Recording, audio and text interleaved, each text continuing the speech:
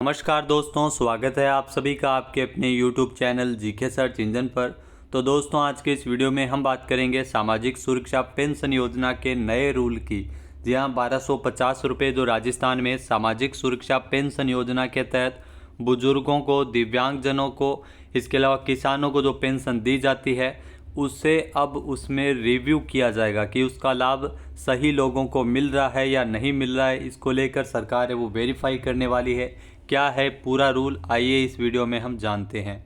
तो चलिए शुरू करते हैं। राजस्थान में सामाजिक सुरक्षा पेंशन योजना में बड़ा बदलाव हो सकता है।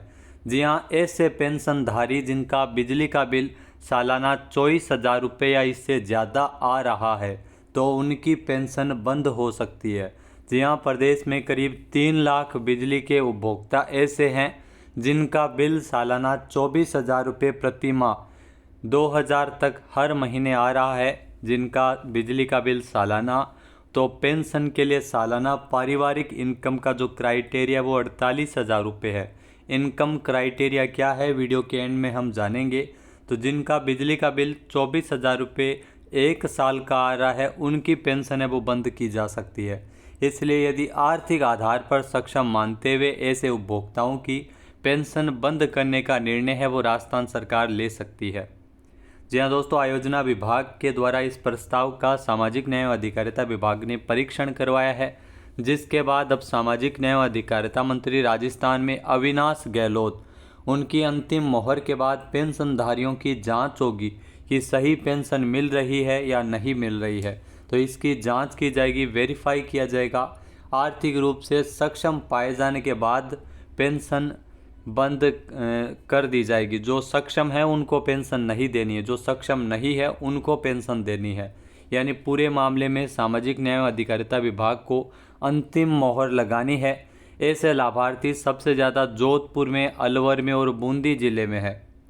जी हाँ दोस्तों, अगर बात करें तो इन जिलों में सबसे ज़्यादा लाभार्थी अलवर में 8400 ऐसे लाभार्थी है जिनका जो बिजली का बिल है वो सालाना 24,000 से ज़्यादा आ रहा है। इसके अलावा 8,000 से ज़्यादा लाभार्थी बूंदी में है। भरतपुर में आप देख सकते हैं 3600, दौसा में 6200, झालावाड़ में 1100, कोटपुतली में 6200, 3650, टोंक में 15,500। यहाँ पर भी सबसे ज़्यादा लाभार्थी जोधपुर में है। इसके अलावा पाली, जालोर, सवाई माधोपुर, ब्यावर, कोटा, डीग, तो इन जिलों में सबसे ज़्यादा लाभार्थी है।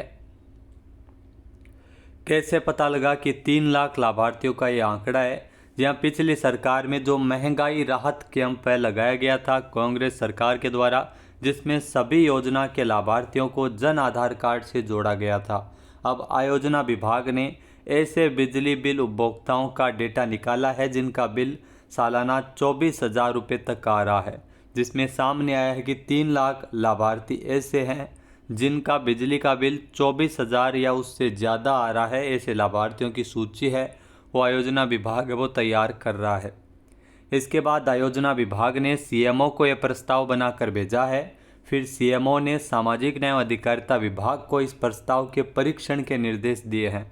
सामाजिक न्याय एवं अधिकारिता विभाग ने परीक्षण करते हुए फाइल मंत्री को भेजी और अब मंत्री को अंतिम फैसला लेना है। जी हाँ, सरकार को इससे राजस्व की भी बचत होगी।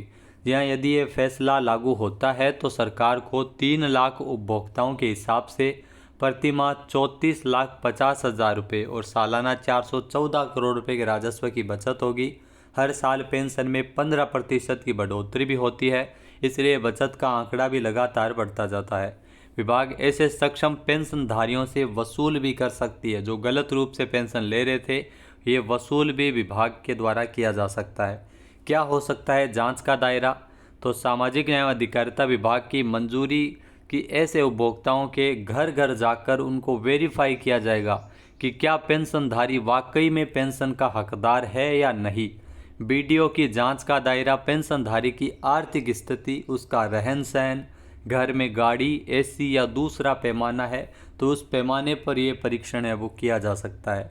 कुछ ऐसे केसों को भी ध्यान में रखा जाएगा जहां पर लाभार्थी दूसरे जगह रह रहा हो लेकिन बिल उसके नाम से आ रहा हो, तो ऐसे पेंशनधारियों की पेंशन बंद नहीं होगी। इसके अलावा सामाजिक न्याय एवं अधिकारिता विभाग कई और पहलुओं पर जांच का दायरा कर रहा है। इस प्रस्ताव के पीछे का उद्देश्य यही है कि आर्थिक रूप से सक्षम जो पेंशनधारी है उनको पेंशन जो नहीं देना, जो सक्षम नहीं है जीवन जीविकोपार्जन में, उनको पेंशन पहुंचाना इसका मुख्य उद्देश्य है। इसके अलावा जो आर्थिक मापदंड क्या है पेंशन क्या, ये भी आइए जानते हैं।